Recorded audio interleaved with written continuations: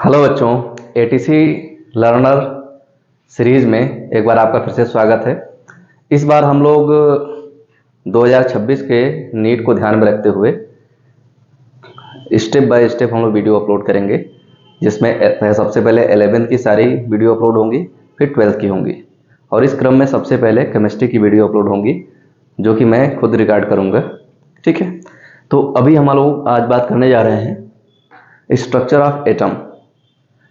जब तक हम एटम के स्ट्रक्चर के बारे में हम नहीं जानेंगे, तब तक हम केमिस्ट्री के बारे में बहुत कुछ नहीं समझ पाएंगे। तो सबसे पहले हम ये समझते हैं कि एटम के अंदर क्या है, एटम किन किन चीज़ों से मिलकर बना है, और एटम के अंदर जो भी चीज़ें हैं उनको हम नेकेड आई से तो देख नहीं सकते, तो फिर उसके बारे में हमें जानकारी कैसे हुई, उनके बारे में हम जानते कैसे हैं। इन्हीं सब बातों की चर्चा हम लोग करेंगे। उसी क्रम में यहाँ पे स्ट्रक्चर ऑफ एटम में सबसे पहले हम लोग लेंगे डिस्कवरी ऑफ सब एटॉमिक पार्टिकल। अब सबसे पहले तो यह समझना होगा कि यह सब एटॉमिक पार्टिकल होता क्या है। तो अभी तक आप लोगों ने जो एटम के बारे में थोड़ा बहुत पढ़ा है, उसमें आप लोगों को यह जरूर पता है कि जो एटम है ऐसे गोल सा होता है।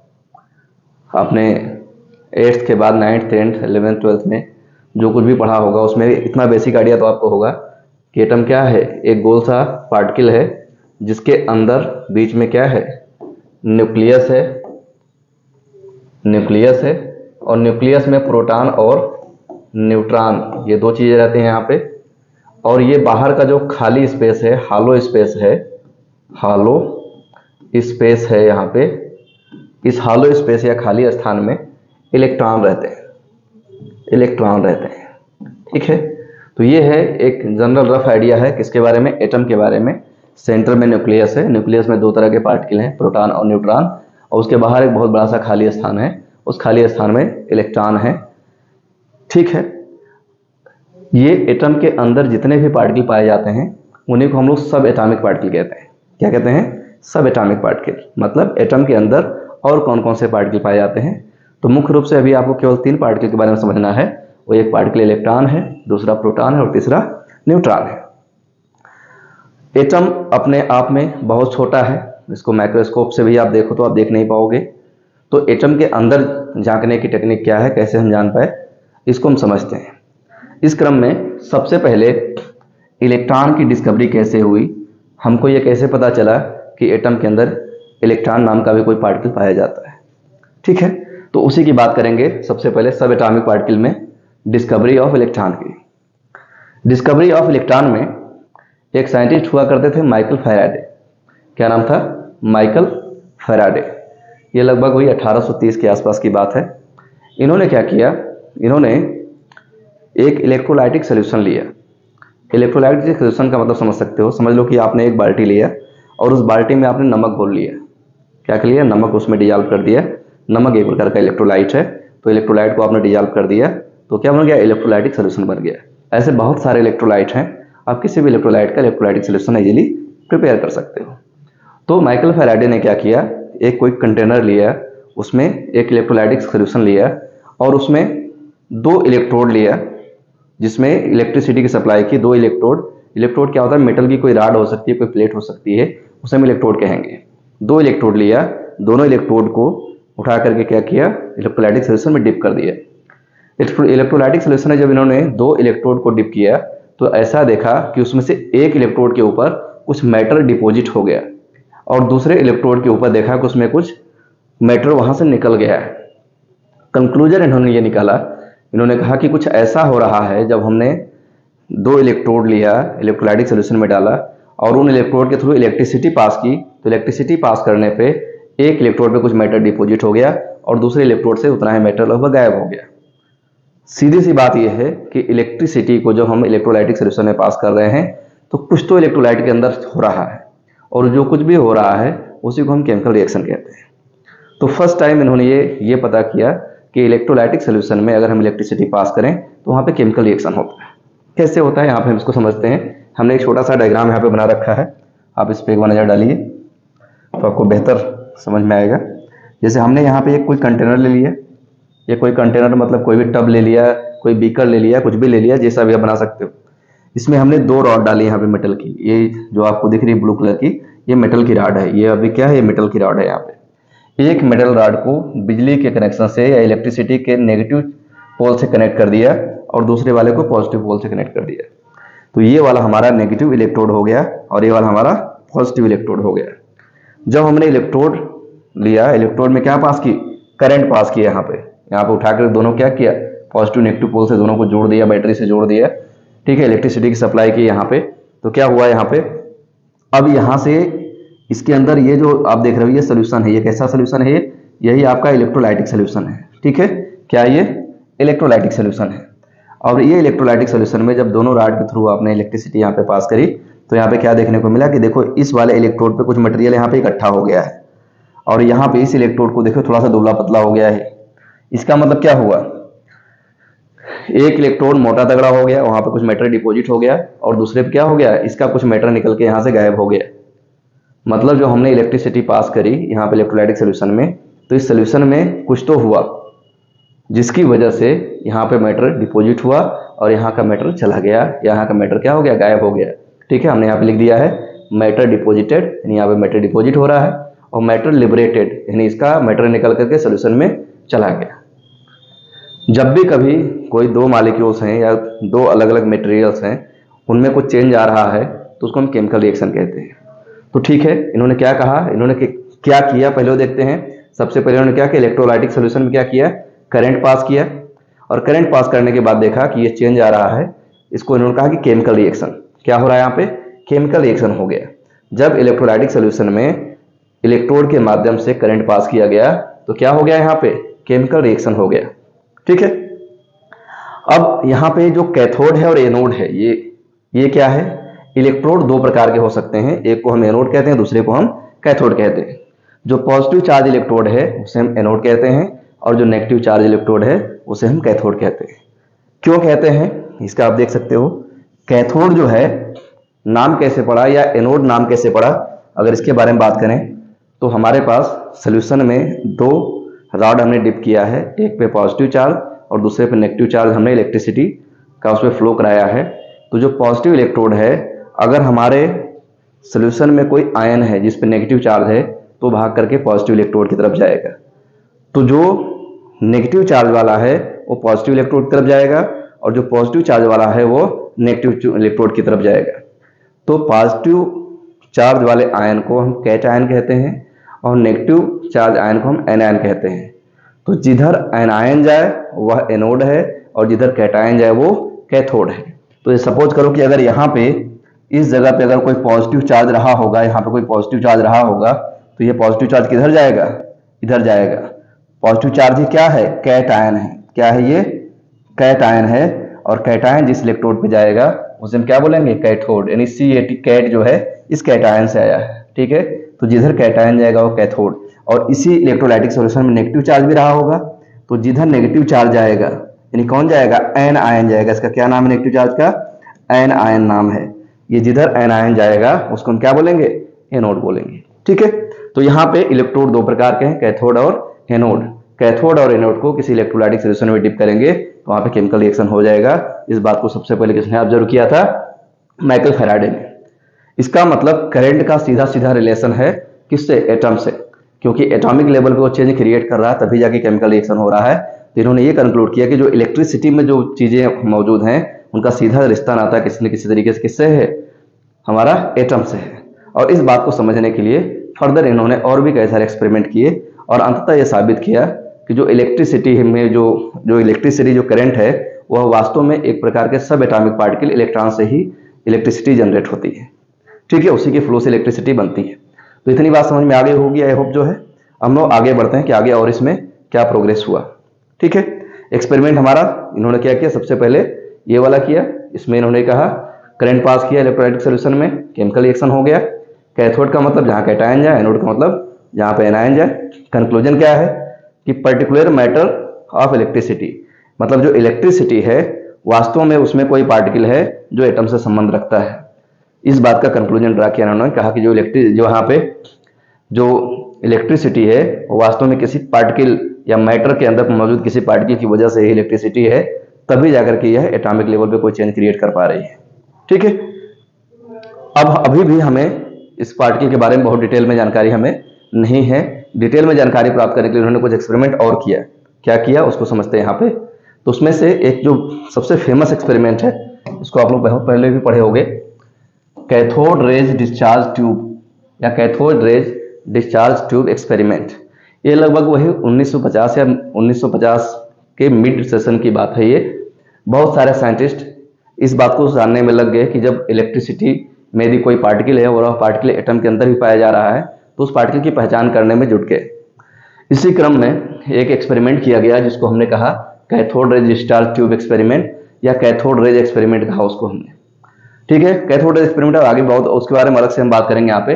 अभी हम केवल कैथोड रेज डिस्चार्ज ट्यूब के बारे में समझते हैं। डिस्चार्ज ट्यूब का मतलब क्या है कि अगर इलेक्ट्रिसिटी है, मान लो कि हमारे पास ये दो तार हैं, एक वायर ये है इलेक्ट्रिसिटी का, एक वायर इलेक्ट्रिसिटी का है, दोनों को पास लाएंगे ऐसे, तो क्या होगा, यहाँ से इलेक्ट्रिसिटी का फ्लो इसमें होगा। आपने देखा होगा कि दो तारों को टच करा तो चिंगारी निकलती है, मतलब एक साइड से इलेक्ट्रॉन्स निकल के दूसरे साइड में मूव करते हैं, या कुछ निकलता है एक साइड से जो दूसरी तरफ जाता है। तो उन्होंने क्या किया कि इसी प्रक्रिया को एक बंद ट्यूब के अंदर किया। तो उस ट्यूब को ट्यूब कहेंगे और उसके अंदर उन्हें इलेक्ट्रिसिटी का डिस्चार्ज कराया, उसे हम क्या बोलेंगे, इलेक्ट्रिसिटी। ट्यूब के अंदर क्या किया, इलेक्ट्रिसिटी का डिस्चार्ज किया, इसलिए हम लोग को क्या कह दिया, डिस्चार्ज ट्यूब कह दिया। अब इस डिस्चार्ज ट्यूब के अंदर कुछ किरणें निकल रही थी, और वो किरणें कहाँ से निकल रही थी, कैथोड से निकल रही थी, या ऐसा लग रहा था कि वो कैथोड से निकल के आ रही हैं, इसलिए उसमें हमने ये भी जोड़ दिया कैथोड रेज डिस्चार्ज ट्यूब। तो अलग अलग बातें समझ में आई। डिस्चार्ज क्या है, इलेक्ट्रिसिटी का एक डायरेक्शन से दूसरे डायरेक्शन पे फ्लो कर जाना, इलेक्ट्रिसिटी का डिस्चार्ज है, ट्यूब के अंदर हो रहा है इसलिए डिस्चार्ज ट्यूब कहेंगे उसे। और यहाँ पे जो इलेक्ट्रिसिटी का फ्लो है या कोई सब एटॉमिक पार्टिकल का फ्लो है वो कहाँ से हो रहा है, कैथोड से हो रहा है, जो कि रेज के रूप में या किरणों के रूप में निकल के जा रही हैं, इसलिए इसको पूरे को हमने क्या कहा, कैथोड रेज डिस्चार्ज ट्यूब। आपके सामने ये जो बना हुआ ऑपरेटर्स दिख रहा है, यहाँ पे आप देख सकते हो, यही कैथोड रेज डिस्चार्ज ट्यूब है। यहाँ से अगर आप ध्यान से देखो तो इस एरिया में यहाँ से यहाँ तक ये की शीशे की ट्यूब होती है। ठीक है, इसी को हम बोलेंगे कैथोड रेज डिस्चार्ज ट्यूब बोलेंगे। क्या खास बात है इसकी, समझते हैं। ट्यूब के अंदर हमने दो छोटी छोटी प्लेट्स लगा ली। क्या लगा ली, ऐसे मेटल की प्लेट लगा दिया है यहाँ पे छोटे छोटे मेटल की प्लेट लगा दिया, जिसको एक मेटल की प्लेट यहाँ लगा दिया और एक मेटल की प्लेट हमने यहाँ लगा दिया ऐसे। ठीक है, ये दो प्लेट्स लगा दिए।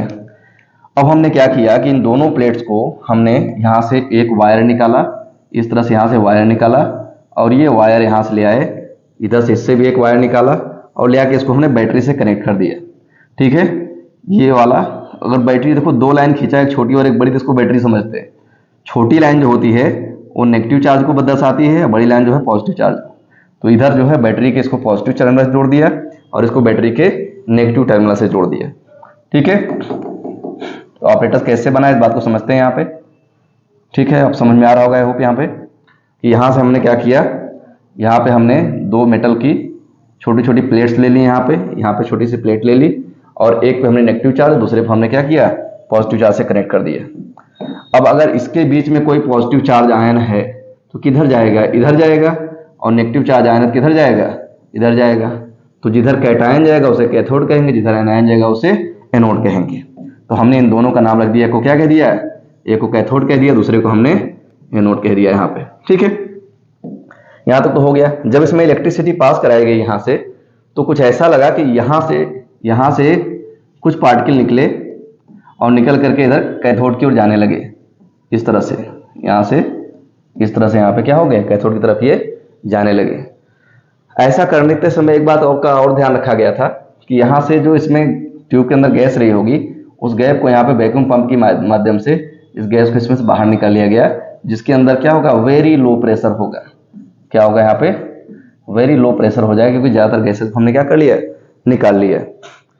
ज्यादातर गैसेस के निकालने की वजह क्या थी, वजह यह थी कि बीच में थोड़े से एटम या मॉलिक्यूल्स रहेंगे, जिसमें इलेक्ट्रिसिटी के इन्फ्लुएंस को समझा जाएगा कि हमने दोनों साइड से एक तरफ पॉजिटिव चार्ज, एक तरफ से नेगेटिव चार्ज लगा दिया, बीच में कुछ एटम या मॉलिक्यूल हैं जो टहल रहे हैं, उनके ऊपर इसका क्या असर पड़ रहा है, इस चीज को हम लोग ऑब्जर्व करने की कोशिश करेंगे यहाँ पे। ठीक है, तो ये कैथोड रे डिस्चार्ज ट्यूब है। अभी इलेक्ट्रॉन का फ्लो करो, अभी रोक थोड़ी देर के लिए, इसको बाद में समझते हैं। अभी ये आर्गुमेंट हम समझ लेते हैं। मोटिव ये था कि यहाँ पे कैथोड है, यहाँ पे हमारा एनोड है, इसके बीच में कुछ गैस के पार्टिकल हैं, मॉलिक्यूल्स हैं, यहाँ पे कुछ छोटे छोटे गैस के मॉलिक्यूल्स हैं, यहाँ पे ऐसे दूर दूर हैं, क्योंकि प्रेशर क्या है, बहुत लो है, यहाँ पे लो प्रेशर पे गैस के मॉलिक्यूल है। ये क्या है, ये गैस के मॉलिक्यूल है वेरी लो प्रेशर पे, ठीक है। इसके अंदर से करंट पास कराने की कोशिश की जा रही है, इसलिए इसको हम बोलते हैं क्या, कैथोड रेज डिस्चार्ज ट्यूब। अब यहाँ पे इसमें से कैथोड से कुछ किरणें निकल करके एनोड की ओर जा रही हैं। कब जा रही हैं, जो हाई वोल्टेज पे हम एक्सपेरिमेंट करा रहे हैं, लगभग 20,000 वोल्टेज के आसपास हमने यहाँ पे वोल्टेज रखा है, इसको हम हाई वोल्टेज कहते हैं। तब जाके यहाँ से कैथोड से जो कुछ रेज या किरणें निकल के एनोड की तरफ जाती हैं। अब ये वास्तव में किरणें कैथोड से निकल रही हैं कि एनोड से निकल रही हैं, इस बात का पता लगाना भी जरूरी था। तो उसके लिए इसी एक्सपेरिमेंट वाले ऑपरेटर्स में थोड़ा सा बदलाव किया गया। थोड़ा सा बदलाव ये किया गया कि जो कैथोड यहाँ पे हमने जो एनोड लगाया था ना, ये जो एनोड लगाया था, ये इस एनोड में थोड़ी महीन महीन से छिद्र कर दिए। इसमें क्या कर दिया, इसमें छोटे छोटे होल कर दिए, इसमें होल कर दिए जगह जगह। यहाँ पे होल करने से फायदा क्या हुआ, यहाँ पे इसमें हमने होल कर दिया, यहाँ पे हमने छोटे छोटे होल कर दिया, ऐसे होल कर दिया यहाँ पे, ठीक है। होल करने इसी को बोलेंगे परफोरेटेड कैथोड। क्या बोलेंगे, परफोरेटेड कैथोड या परफोरेटेड एनोड। हमने एनोड में किया है तो क्या होगा, परफोरेशन मतलब छिद्र हो गया। और किस में छिद्र किया हमने, एनोड में। और इसके पीछे देखो, हम इसको हमने ऐसे दिखाया है कि यहाँ पे छोटे छोटे हमने क्या कर दिया, यहाँ पे हमने होल कर दिया, यहाँ पे किसमें, कैथोड में, इसमें एनोड में, सॉरी किसमें किया हमने, एनोड में महीन महीन छिद्र कर दिया यहाँ पे। अब पतले पतले होल कर दिए। अब इसके बाद क्या किया कि इसके पीछे ये हो गया हमारा एनोड, और एनोड कैसा हो गया, परफोरेटेड, ठीक है। परफोरेटेड एनोड के पीछे वाली जो ग्लास की ट्यूब थी, ये क्या थी, ये जो ट्यूब थी ग्लास की जो पीछे की तरफ, इस ट्यूब के अंदर एक विशेष प्रकार के मटेरियल की लेप लगा दिया। एक क्या कर दिया, विशेष प्रकार के मटेरियल का लेप लगा दिया, जैसे कि जिंक सल्फाइड हो गया। इस जिंक सल्फाइड की खास बात क्या है कि यदि कोई पार्टिकल आ करके इस जिंक सल्फाइड वाले मटेरियल से टकराएगा तो वहां पे चमक उत्पन्न करेगा, ठीक है। और ऐसे कोई भी मटेरियल, ऐसा कोई भी कंपाउंड या कोई भी मॉलिक्यूल्स हो, अगर कोई पार्टिकल आके टकरा रहा है, उससे चमक उत्पन्न हो रही है, तो उसको बोलते हैं फ्लोरेसेंट कंपाउंड। क्या बोलते हैं, फ्लोरेसेंट कंपाउंड या फ्लोरेसेंट मटेरियल कह सकते हो, उसमें सब आ जाएगा। तो जिंक सल्फाइड एक तरह का क्या है, फ्लोरेसेंट मटेरियल है। अगर हमारे पास कोई पार्टिकल कैथोड से निकल के आया है, एनोड की तरफ जा रहा है, तो जैसे ही छिद्र के सामने जाएगा, जो एनोड के अंदर छिद्र, महीन महीन छिद्र जो बने हुए हैं, वो छिद्र के अंदर से जैसे पार्टिकल होकर के जाके जिंक सल्फाइड से टकराएगा, वहां पे चमक उत्पन्न करेगा। और उस चमक उत्पन्न करने का मतलब है कि कोई ना कोई पार्टिकल कैथोड से निकल के आया है। और हमको यही समझना था कि क्या कैथोड से वाकई कोई पार्टिकल निकल के एनोड पे जा रहा है। यदि जा रहा होगा तो यहां तक पहुंचेगा। सपोज करो कि अगर हम यहां से गेंद ऐसे मार दें, सामने दीवार है, तो दीवार से टकरा गेंद वापस आ जाएगी। लेकिन अगर दीवार में जगह जगह हम होल कर दें और बहुत सारी गेंद दीवार में फेंकें, तो कुछ गेंदें ऐसी होंगी जो उस छिद्र में जाएंगी और छिद्र के रास्ते से बाहर निकल के चली जाएंगी। तो वैसे ही अगर यहां से कोई पार्टिकल निकला है, यहां से कोई पार्टिकल निकला है और अगर जाकर के इसके सामने गया, तो इसको इस छिद्र से बाहर निकल के जाके यहाँ पे क्या करेगा, इस दीवार पे पहुंच जाएगा, इस वाले साइड में। और जब पहुंचेगा तो यहाँ पे क्या करेगा, चमक उत्पन्न करेगा। तो इस मोटिव से इसमें हमने क्या किया, एनोड में हमने महीन महीन छिद्र कर दिए यहाँ पे। फिर हमने ये सारा ऑपरेटर जैसे किया, हाई वोल्टेज बैटरी किया, यहाँ से वैक्यूम क्रिएट कर लिया, और फिर इसको हमने क्या किया, सप्लाई दी। और जैसे सप्लाई दी, यहाँ पे चमक उत्पन्न होनी शुरू हो गई। ये जहां जहां छिद्र था उसके सामने चमकने लगा। जैसे ये टकराया, यहाँ पे ढेर सारी क्या हो गई, यहाँ पे चमक उत्पन्न हो गई। यहाँ पे छिद्र है तो यहाँ पे चमक हो गई। यहाँ पे ऐसे ऐसे क्या हो गया है, जहां जहां पे पार्टिकल पहुंचा वहां पे क्या हो गया, चमक उत्पन्न हो गई। इसका मतलब कुछ तो था जो कैथोड से निकल के आ रहा था, एनोड की ओर आ रहा था, और एनोड के छिद्रों से होकर के जाके उसके दीवार से टकरा गया, ठीक है। और ये जो कुछ था, यही इलेक्ट्रॉन आगे चल के साबित हो गया, ठीक है। इतनी बात समझ में आ गई। हमने क्या किया, सेम एक्सपेरिमेंट, सेम ऑपरेटर्स लिया, बस हमने एनोड के अंदर महीन महीन से छिद्र कर लिए यहाँ पे। फिर हमने जैसे ही यहाँ पे इलेक्ट्रिसिटी अप्लाई करी, हमने देखा कि एनोड के पीछे जो जिंक सल्फाइड की जो लेप लगी है, उससे जैसे ही हमने एक्सपेरिमेंट ऑन किया, इस वाले लेप वाली दीवार पे ढेर सारी चमक उत्पन्न होने लगी। इसका मतलब है कि कोई पार्टिकल यहाँ से आया है, इससे होके गया, उस पर जाके टकराया है। अब हमें पता करना है कि ये जो पार्टिकल है, इसका नेचर कैसा है। नेचर का मतलब क्या है कि इस पे कौन सा चार्ज है, पॉजिटिव चार्ज है, नेगेटिव चार्ज है, या इलेक्ट्रिक फील्ड या मैग्नेटिक फील्ड से प्रभावित होता है कि नहीं होता है, इस बात को समझना है। क्या अगर हम इस कैथोड ट्यूब के अंदर का गैस निकाल दें तो इस पार्टिकल का नेचर बदल जाएगा, इसका कैरेक्टरिस्टिक चेंज हो जाएगा या नहीं चेंज होगा? क्या इस इलेक्ट्रोड का मेटल चेंज कर दें तो ये पार्टिकल जो निकला है बदल जाएगा कि नहीं बदल जाएगा? इन सभी बातों को टेस्ट किया गया एक करके, ठीक है। तो उसको हम लोग अलग से समझ लेंगे। अभी एक्सपेरिमेंट आपको बस ये समझना है कि हमने यहाँ पे 2 इलेक्ट्रोड लिया, इसको हाई वोल्टेज दिया, एक तरफ पॉजिटिव चार्ज एक तरफ नेगेटिव चार्ज, और पॉजिटिव चार्ज वाले इलेक्ट्रोड में हमने महीन छेद कर लिया, परफोरेटेड इलेक्ट्रोड बोलेंगे। इसके पीछे वाली दीवार पे जिंक सल्फाइड का लेप लगा दिया। जिंक सल्फाइड एक प्रकार का फ्लोरोसेंट मटेरियल है। क्या है? फ्लोरोसेंट मटेरियल है। फ्लोरोसेंट मटेरियल की क्या खास बात होती है कि जैसे कोई पार्टिकल टकराएगा वो चमक उत्पन्न करेगा, वहां से लाइट उत्पन्न होगी, चमक उत्पन्न करेगा। अच्छा, एक मटेरियल और होता है फास्फोरेसेंट। फास्फोरेसेंट में क्या होता है कि आपने फास्फोरेसेंट मटेरियल पे लाइट डाला या कोई पार्टिकल डाला तो चमक तुरंत उत्पन्न हो सकती है या थोड़ी देर बाद तक भी उसमें आती रह सकती है। जैसे आपने कुछ घड़ियां देखा होगा कि रात में उसमें उजाला दिखता है, दिन में घड़ी को आप सनलाइट में रख दीजिए, उसके बाद जब लाइट चली जाएगी तो रात के अंधेरे में भी आपकी घड़ी चमकेगी। क्या करता है, घड़ी के डायल पे कुछ फास्फोरेसेंट मटेरियल के लेप लगा देते हैं, जिससे लाइट फोटॉन के पार्टिकल जिस पे टकराते हैं तो वहां पे उस एनर्जी को स्टोर कर लेता है कुछ विशेष प्रकार से। उसकी मैकेनिज्म हम डिस्कस नहीं करेंगे यहाँ पे, और फिर बाद में पूरी रात आपकी घड़ी चमकती रहती है, तो उसको बोलेंगे फास्फोरेसेंट मटेरियल। फ्लोरोसेंट मटेरियल हो या फास्फोरेसेंट मटेरियल हो, इन दोनों मटेरियल पे अगर कोई पार्टिकल टकराता है तो वहां से चमक उत्पन्न होती है। तो यहाँ पे हमने जो जिंक सल्फाइड लिया है या फ्लोरोसेंट मटेरियल है। इसके अलावा फास्फोरेसेंट मटेरियल भी ले सकते हो आप यहाँ पे, लेकिन फास्फोरेसेंट मटेरियल थोड़ी देर तक चमक उत्पन्न करेगा, थोड़ी सी कंफ्यूजन हो सकती है, इसलिए बेस्ट क्या रहेगा, फ्लोरोसेंट मटेरियल यहाँ पे बेस्ट रहेगा, ठीक है। तो यहाँ से ये जो एक्सपेरिमेंट था यहाँ तक समझ में आ गया। यहाँ तक आपको समझ में आ गया कि जब हमने इस वाले दीवार पे जिंक सल्फाइड के लेप लगाया जो कि एक फ्लोरोसेंट मटेरियल है, तो क्या किया, यहाँ पे चमक उत्पन्न किया। इसका मतलब अगर हम एक हम ट्यूब ले लें, ट्यूब के अंदर से गैसेस को निकाल दें जो भी उसके अंदर हैं, और फिर ट्यूब को सील कर दें बिल्कुल लो प्रेशर पे, एक तरफ नेगेटिव इलेक्ट्रोड दूसरी तरफ पॉजिटिव इलेक्ट्रोड, दोनों को हाई करंट से हाई वोल्टेज वाले इलेक्ट्रिसिटी से कनेक्ट कर दें, तो उसमें कैथोड की तरफ से कुछ पार्टिकल निकलते हैं जो एनोड की ओर जाते हैं, और इन्हीं पार्टिकल, चूंकि ये बहुत सारे पार्टिकल निकलते हैं तो उनको हमने रेज कह दिया, किरणें कह दिया कि बहुत सारे पार्टिकल निकल रहे हैं कैथोड से, वो कहाँ जा रहे हैं, एनोड की ओर जा रहे हैं, इसलिए उसको हमने कह दिया कैथोड रेज। और ये सब कुछ किसके अंदर हुआ, एक डिस्चार्ज ट्यूब के अंदर हुआ। तो पूरी घटना को हम क्या बोलते हैं, पूरे अरेंजमेंट को क्या बोलते हैं, cathode rays discharge tube. Cathode rays discharge tube के अंदर जब हमने इलेक्ट्रिसिटी का डिस्चार्ज कराया परफोरेटेड इलेक्ट्रोड में, तो इसके पीछे भी यहाँ पे क्या हुआ, चमक उत्पन्न हुई, मतलब यहाँ से कोई पार्टिकल निकला था और यहाँ गया था, इतनी बात हमको यहाँ पे पता चल गई यहाँ पे, ठीक है। तो ये तो एक्सपेरिमेंटल पोर्शन हो गया, एक्सपेरिमेंट किया, इसमें फैराडे का भी एक्टिव इन्वॉल्वमेंट था और बाकी अन्य साइंटिस्ट भी इसमें इन्वॉल्व थे, ठीक है। आगे आ जाते हैं। अब कंक्लूजन में हमें मिला क्या क्या क्या बातें हमें नोटिस किया। सबसे पहले नोटिस किया मूवमेंट की, कि जो ये कैथोड रेज हैं, कैथोड किरणें हैं, इनका मूवमेंट कैसा होता है। तो यहाँ पे ये कैथोड से निकलती हैं और किधर जाती हैं, एनोड की ओर जाती हैं। कैथोड से निकल के कहाँ जाती हैं, एनोड से।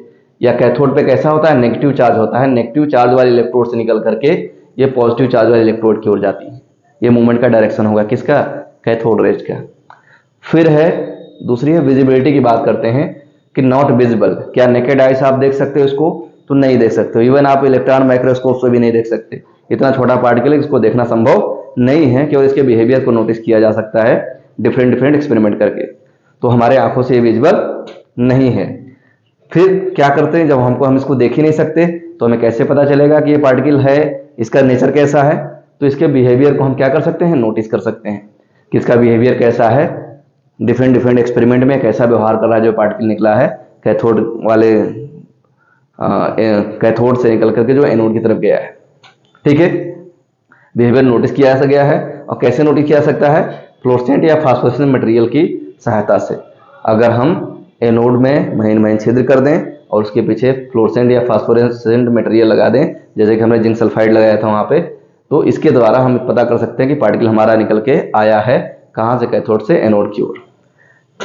एप्लीकेशन क्या है इस कैथोड रे डिस्चार्ज ट्यूब का, हम लोगों ने बहुत बड़े पैमाने पे यूज भी किया है। आपने पहले जो बड़ी वाली पिक्चर ट्यूब वाली टीवी आती थी, आपने देखा होगा, तो उसमें जो पिक्चर आता था ना, उसमें हम सेम यही टेक्निक यूज करते थे। एक कैथोड रे डिस्चार्ज ट्यूब लेते थे और सामने एक फ्लोरोसेंट स्क्रीन लेते थे, और उस फ्लोरोसेंट स्क्रीन पे हम डिफरेंट प्रकार की इमेजेस बना करके, और इस इमेज को बहुत ही कम समय बार बार लगातार चेंज कर करके एक वीडियो की फील आ जाती थी हमको, जो उसमें जो है। तो यहाँ पे एप्लीकेशन क्या है, जो अभी तक हमने जो एक्सपेरिमेंट करके सीखा कैथोड रेज डिस्चार्ज ट्यूब के बारे में, उसको आपने देखा है कहाँ पे? टेलीविजन के पिक्चर ट्यूब में देखा है। पुरानी टीवियां जो बड़ी वाली आती थी, उसमें एक बड़ा सा शीशे का ट्यूब लगा होता था, उसको हम पिक्चर ट्यूब कहते थे, और उसके अंदर एक छोटा सा क्या लगा रहता था? कैथोड रेज ट्यूब लगा रहता था, ठीक है। और जो स्क्रीन होती थी टीवी की, उस पर क्या होता था? फास्फोरेसेंट या फ्लोरोसेंट मटेरियल की कोटिंग होती थी। किस पे? स्क्रीन पे होती थी टीवी के। मतलब एक बड़ा सा इस तरह से यहाँ पर होता था कि यहाँ पे हमने क्या कर लिया, एक हमने कैथोड रेज लिया, और इस तरह से हमने यहाँ पे टीवी का ये ले लिया, यहाँ से कैथोड रेज निकली, और यहाँ पे हमने क्या कर लिया, यहाँ पे फ्लोरोसेंट मटेरियल का ले पे यहाँ पे लगा दिया यहाँ पे, ठीक है। और किरणों को बिखराने के लिए यहाँ पे इलेक्ट्रिक फील्ड और मैग्नेटिक फील्ड का सहारा लेकर के इन किरणों को हमने क्या किया, यहाँ से जो निकला उसको हमने एक्सपेंड कर लिया इस पे, पर्दे पे, ठीक। कभी कभी देखते हो कि टीवी खराब हो जाती, चित्र छोटा हो जाता था, फिर आप मिस्त्री को ले जाते तो कुछ करता था, फिर से बड़ा हो जाता था, तो यहाँ पे ये हो जाता था, ठीक है। ऐसा इसलिए हो पाता था, इस छोटे से कैथोड रेज ट्यूब से किरणें निकल के फैलती इसलिए थी क्योंकि यह इलेक्ट्रिक और मैग्नेटिक फील्ड में अपना डायरेक्शन चेंज कर देती, ठीक है। तो दो पॉइंट हमने नोटिस किया यहाँ पे कैथोड रेज के बारे में। एक तो मोमेंट, जो कैथोड से निकल करके किरणें कहाँ जाती है, एनोड की ओर जाती हैं, या नेगेटिव चार्ज इलेक्ट्रोड से निकल के पॉजिटिव चार्ज इलेक्ट्रोड की ओर जाती हैं। तीसरा है, ये हमको देख नहीं सकते आंखों से, इसके बिहेवियर को नोटिस कर सकते हैं फ्लोरोसेंट और फास्फोरेंट मटेरियल की सहायता से, और इसका एप्लीकेशन हमें देखने को मिलता है टेलीविजन के पिक्चर ट्यूब में, जहाँ पे कैथोड रेज ट्यूब लगी होती है, और मटेरियल की जो लेप लगी होती है स्क्रीन पे, वो भी फ्लोरोसेंट या फास्फोरेसेंट मटेरियल की ही लेप होती है, ठीक है। अब आगे हम बढ़ जाते हैं यहाँ पे थोड़ा सा और। अगला क्या है? Path of movement. जो मूवमेंट का डायरेक्शन है, क्या किरणें सीधी जा रही हैं या मुड़ते तुड़ते जा रही हैं, लहराते हुए से जा रही हैं, ठीक है। तो अगर रास्ते में कोई भी इलेक्ट्रिक या मैग्नेटिक फील्ड नहीं लगी है तो किरणें बिल्कुल स्ट्रेट जाएंगी, और अगर इलेक्ट्रिक या मैग्नेटिक फील्ड लगी है तो इसमें किरणें डेविएट हो जाती हैं। जैसे मान लो कि ये किरणों पे नेगेटिव चार्ज है, क्योंकि नेगेटिव इलेक्ट्रोड से निकल के पॉजिटिव को जाए, नेगेटिव चार्ज इस पे है, इसलिए यह पॉजिटिव चार्ज की तरफ झुक जाएंगी, ठीक है। तो वही है कि यहाँ पे क्या है, इन अब्सेंस ऑफ इलेक्ट्रिक फील्ड या मैग्नेटिक फील्ड, अगर इलेक्ट्रिक या मैग्नेटिक फील्ड हमने रास्ते में अप्लाई नहीं किया है तो ये कैसे चलेंगी? स्ट्रेट लाइन में चलेंगी। अगर हम इलेक्ट्रिक फील्ड या मैग्नेटिक फील्ड प्रेजेंट कराने तो क्या होगा? बिहेवियर हो जाएगा किससे? नेगेटिव चार्ज पार्टिकल के तरीके से। मतलब जैसा कि नेगेटिव चार्ज पार्टिकल को व्यवहार करना चाहिए था, ठीक वैसा ही व्यवहार करता है अगर हम इस पर कोई मैग्नेटिक फील्ड अप्लाई कर देते हैं या इलेक्ट्रिक फील्ड अप्लाई कर देते हैं। और नेगेटिव चार्ज पार्टिकल को ही इलेक्ट्रॉन कहा गया।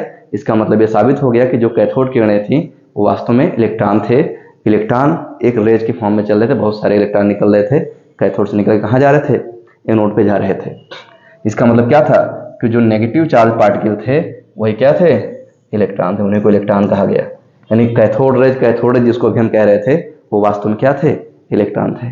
तो इस तरह से इलेक्ट्रॉन की डिस्कवरी यहाँ पे हो गई। अब अगर इस क्रम में हम और देखें कैरेक्टरिस्टिक, यानी क्या कैरेक्टर है, क्या लक्षण है, क्या विशेषता है इसका, तो यहाँ पे क्या, यहाँ पे चेंज नहीं होता है, नॉट चेंज। यानी कुछ बातें हैं कैथोड रेज यानी कि इलेक्ट्रॉन के बारे में जो चेंज नहीं होता है। क्या है? जो मटेरियल ऑफ इलेक्ट्रोड है, मतलब हमने जो कैथोड रेज ट्यूब लिया था उसमें इलेक्ट्रोड का मटेरियल यदि हम चेंज कर दें तो भी कैथोड किरणें के स्वभाव में कोई अंतर नहीं आता। मतलब जितना इनका वेट था, जितना चार्ज था, ये उतना ही रहता, उसमें कोई कमी या बढ़ोतरी नहीं होती है। और दूसरी बात है, अगर जो गैस था, हमने कहा ना गैस लो प्रेशर पे है, नहीं अंदर थोड़ी सी गैस बची हुई है, तो जो गैस था अगर उस गैस को भी अगर हम यहाँ पे क्या करें, बदल दें, अलग अलग गैसेज ले लें, तो भी इसके कैरेक्टरिस्टिक में कोई चेंज नहीं आता है। नॉट चेंज या नो चेंज आता है ना। नॉट की बजाय यहाँ पे हम नो लिख लेते हैं, ज़्यादा अच्छा लगेगा। यहाँ पे नो चेंज नहीं है, यहाँ पे क्या नहीं चेंज हुआ, इसका कैरेक्टरिस्टिक चेंज नहीं होता है, चाहे हम इलेक्ट्रोड का मटेरियल चेंज कर दें, चाहे गैस को बदल लें। इसका मतलब ये हुआ कि एटम कोई भी हो, मॉलिक्यूल कोई भी हो, इलेक्ट्रॉन एक ही जैसे रहता है, उसमें कोई अंतर नहीं रहता है। या सभी एटम, सभी मॉलिक्यूल में एक ही प्रकार का नेगेटिव चार्ज पार्टिकल पाया जाता है जिन्हें इलेक्ट्रॉन कहते हैं। अगर अलग अलग टाइप के इलेक्ट्रॉन होते तो हम गैस के पार्टिकल बदल देते तो भी इनका नेचर बदल जाता, या इलेक्ट्रोड का मटेरियल चेंज कर देते तो भी इसका नेचर बदल जाता है। इसका मतलब जो इलेक्ट्रॉन है वो जैसा भी है वैसा ही रहेगा, आप चाहे कोई सा भी एटम ले लो, कोई सा भी इलेक्ट्रोड ले लो, कोई सा भी गैस ले लो। ठीक है, इससे कंक्लूजन क्या निकला? कंक्लूजन इससे निकल गया कि जो इलेक्ट्रॉन है वो क्या है? बेसिक कंस्टिट्यूएंट ऑफ एटम है। मतलब हर एटम में इलेक्ट्रॉन होगा ही होगा, और ये इलेक्ट्रॉन किसी भी एटम से निकालोगे उसमें कोई अंतर नहीं आएगा, हमेशा क्या रहेगा? एक जैसे रहेगा। तो इस तरह से हमने बहुत ब्रीफ में, बहुत कम में हमने ये जानने का प्रयास किया है कि किसी भी एटम के अंदर सब एटॉमिक पार्टिकल के रूप में जो इलेक्ट्रॉन है, उस इलेक्ट्रॉन की डिस्कवरी कैसे हुई, साइंटिस्टों ने कौन कौन से एक्सपेरिमेंट किए, तो ये साबित किया कि इलेक्ट्रॉन वास्तव में एटम के अंदर पाया जाता है और वह सभी एटम में एक ही जैसे होता है। यानी बेसिक क्या है यहाँ पे? Basic constituent of all atom, यानी सभी एटम में पाया जाता है। और ये बेसिक पार्टिकल है, मतलब ये बदलेगा नहीं, एक ही जैसा रहेगा, चाहे जिस एटम में ले लो, चाहे जिस मॉलिक्यूल में ले लो, चाहे जिस कंपाउंड में ले लो। ठीक है, तो सब एटॉमिक पार्टिकल में आज यहीं तक। इसके बाद हम लोग फिर मिलते हैं नेक्स्ट लेक्चर में। बहुत बहुत धन्यवाद।